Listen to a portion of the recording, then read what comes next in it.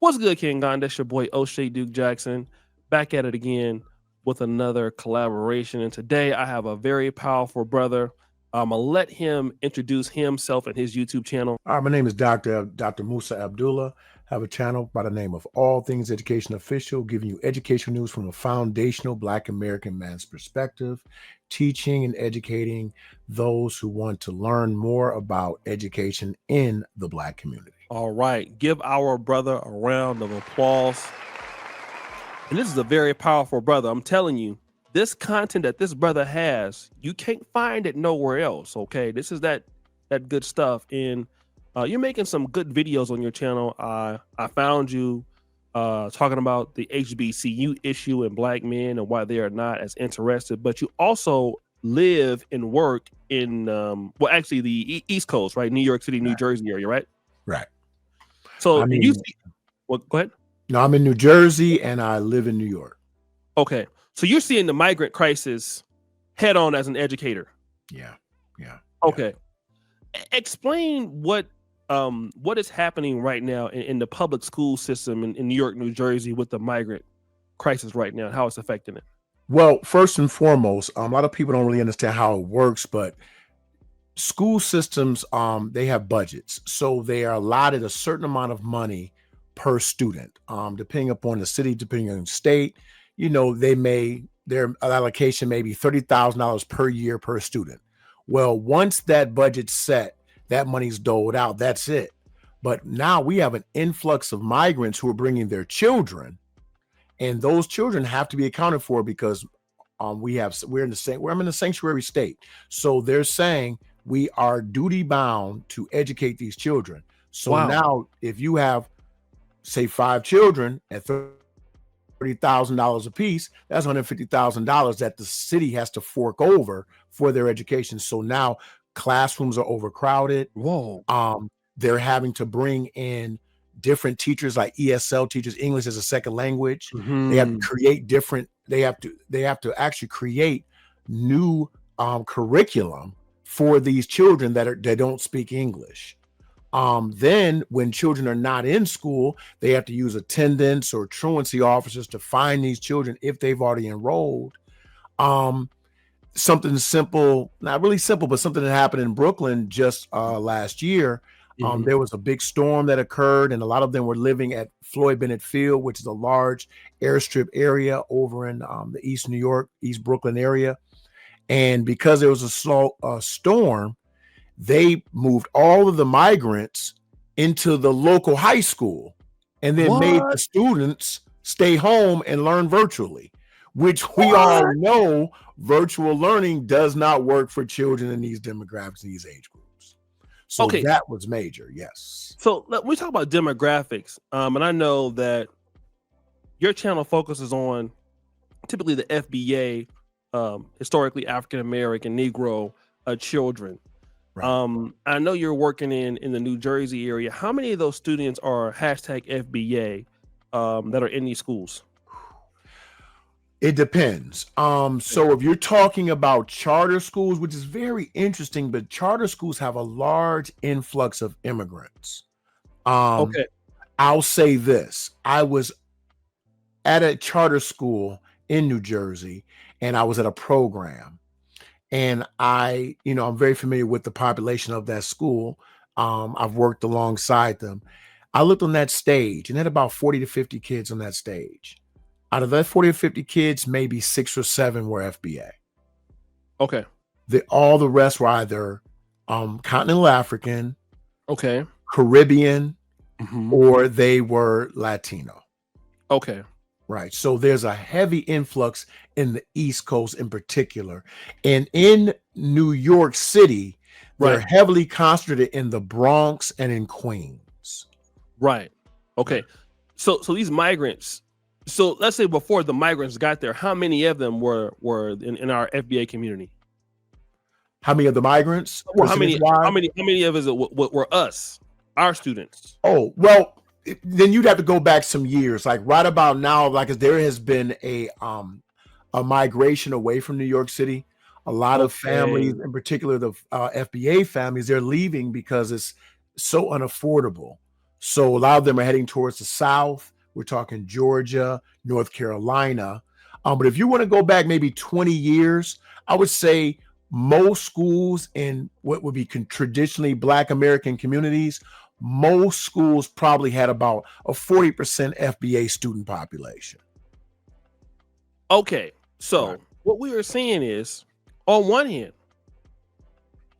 rents are high. FBA is moving away because they can't afford to be there. Right. Yeah. On the other hand, because you're in the sanctuary, is New Jersey and New York both sanctuary states? I know that New York is a sanctuary. Well, New York City is a sanctuary city. Yes. Okay. I'm gonna be honest with you. I've been working in New York. I don't even know if it's a sanctuary city, but I do recognize that the local government has already stated on camera and made the national appeal to people saying, deny ICE. We're going to work with our people here, because a lot of the major cities in New Jersey have heavy Latino populations. So they're doing the same thing that Chicago's doing with Brandon Johnson. Deny ICE. We're gonna. Yep. Now at the same time, the historical African American community, FBA, is leaving away because they can't afford to be there. And you know, when you start talking about New York, they're definitely leaving. Now New Jersey, they're leaving too, because New Yorkers are going over to New Jersey, Right. displacing the New Jersey folk. Right. They're leaving, so they're being replaced. And the problem is that, well, that the FBA community is seeing is that the FBA community could stay if they were allowed to get some of these set asides. Okay. That Preach. the Latino or the immigrant population getting, for example, they're being allowed access to the SNAP EBT benefit card. So they're getting free food.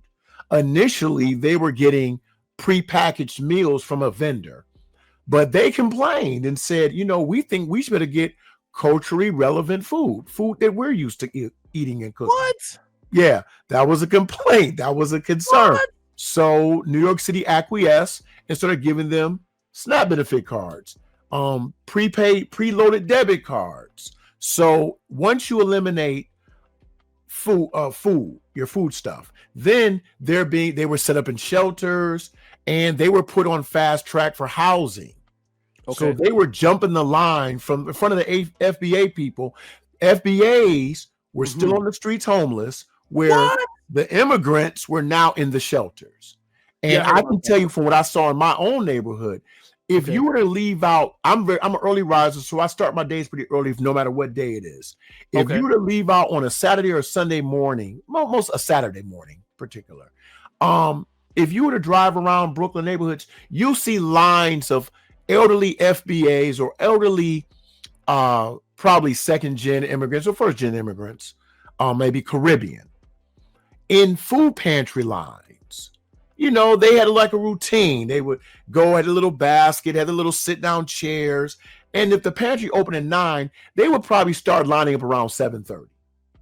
Well, if you go now, those lines are full of immigrants. What? And they're getting there at 6:30.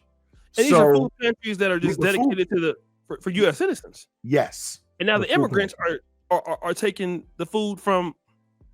Oh my goodness. Yeah. Yeah. So that has been a concern in the Brooklyn area. That's been a concern.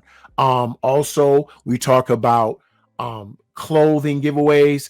A school that I work at currently, we had a coat giveaway. It was internal. We had a bunch of new coats that we're going to give to our students. Well, somebody slipped the flyer out from our internal communication with students and families and staff. And we came to work the next day and there was a line of grown adult male and female immigrants for the coats. What? Yeah. So, yeah. Okay, let me ask you also, because you know, me as an educator, and these migrants are coming to the school system.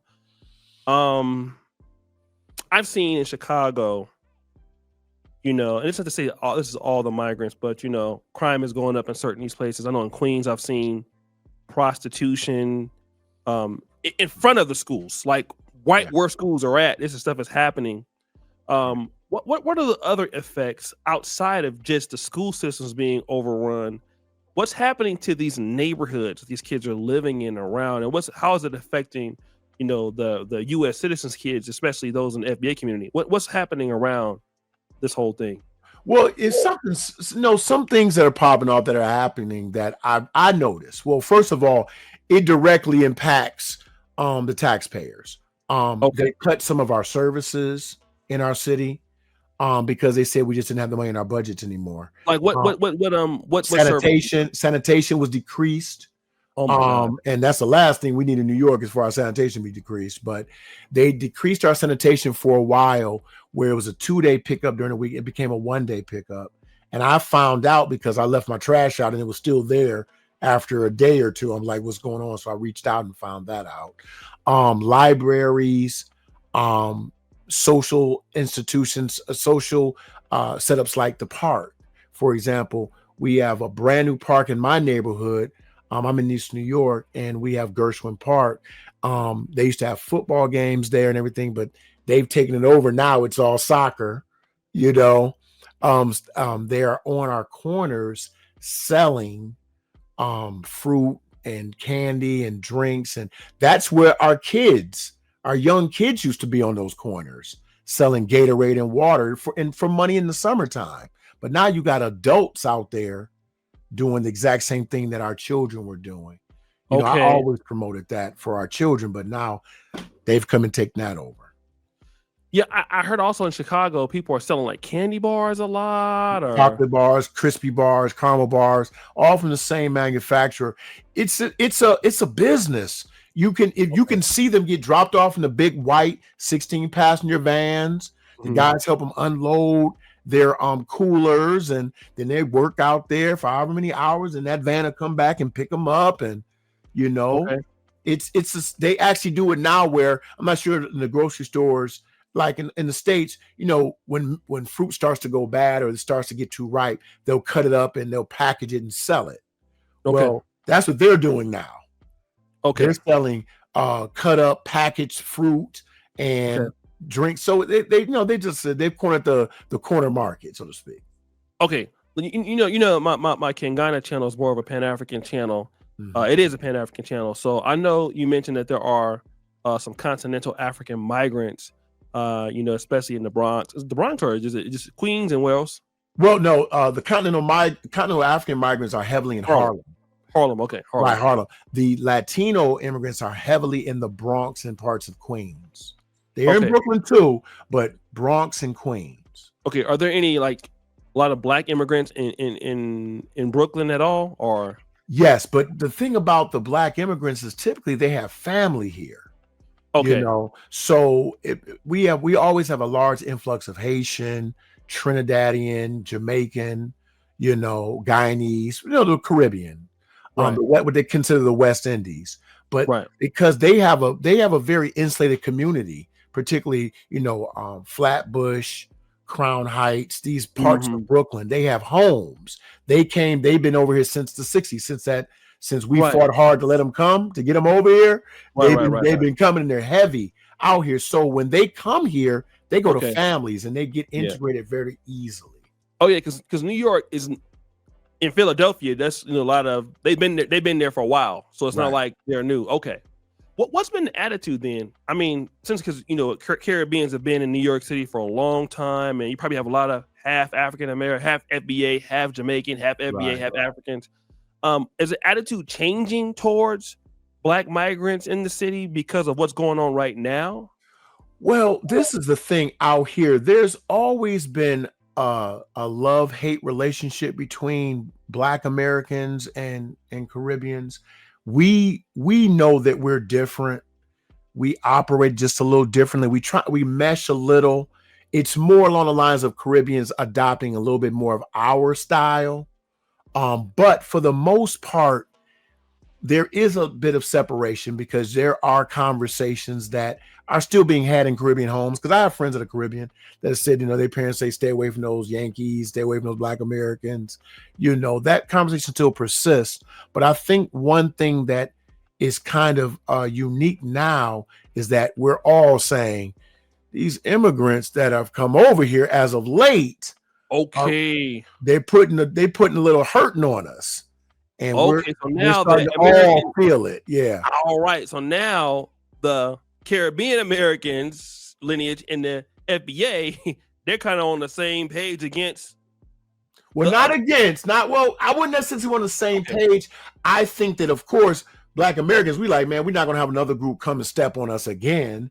But the Caribbeans are kind of aligned on that whole immigrant thing. They're kind of aligned with them, but they still see the problems. It's like I'm with you, right? Damn, you still kind of pulling away from what I've already established. Okay. But and to be very honest with you, a lot of the Latino residents of the city are not with this immigration thing, because to them it makes them look bad. They're being dropped, they're being lumped in with the illegal migrants, and they're here legally. Okay. Let's talk a lot about that, because it was a whole big push for Latinos for Trump and all of that. What's going on? Because a lot, I know a lot of Latinos are in Brooklyn also. How many people are you seeing that are, in the educational system? How many of them are complaining about their kids not getting X, Y, and Z because of the migrants? What are you hearing from there? Oh no, they're not complaining at all, because this is what I try to tell people all the time. And this is my personal assessment that I've seen over about 20 years. The Latinos that are in education, because they're making decent money, they make sure to put their children in spaces that they approve. They're not just dropping them in a neighborhood school. That's number one. So they're going to make sure that the school that they put them in is heavily Latino and has the same ideology as them, so they don't have to worry about it. Whereas FBA community, we're relegated to the schools that we have. Most of us, or a large percentage of us, don't have the financial resources to put them other places, transportation, wherever the case may be. So those are the schools that a lot of the immigrant children, illegal immigrant children, are attending. Those schools. So you're talking about schools that are already strapped for resources, now having to share those resources. Okay. I got it. Now, since the ICE thing has been, happening in raids, I know you're working in New Jersey. Some of your colleagues that live in New York City that are teaching, what is their perspective also? Like, what are they talking to you about? Like, how do they feel about all of this? Well, actually, most of my colleagues that are in New Jersey have the most to say, because the raids are happening they're going into learning institutions and hospitals, and they're in New Jersey. They're going to people's work sites. So there was an instance where at my school where I just noticed all of a sudden they're calling down all these kids because they were being released early. And that's because ICE has been raiding a lot of establishments. So a lot of them are very afraid, because there are children in my school that are the children of illegal immigrants and undocumented immigrants. Okay. All right. So, brother, I won't hold you long, but I definitely appreciate you, dropping that knowledge on us on the channel. Tell everybody about your channel and what it represents. All right. Once again, the name of my channel is All Things Education Official. We're giving educational news from a foundational Black American man's perspective, giving you something to think about as it pertains to where Black children are and where they have been and where they can go if we just put our minds to it and put our resources behind them.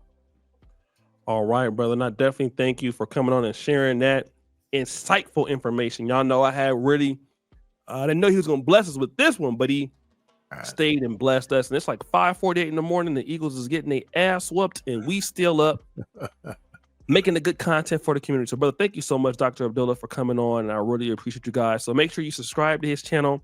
The first comment pinned to the top. We out.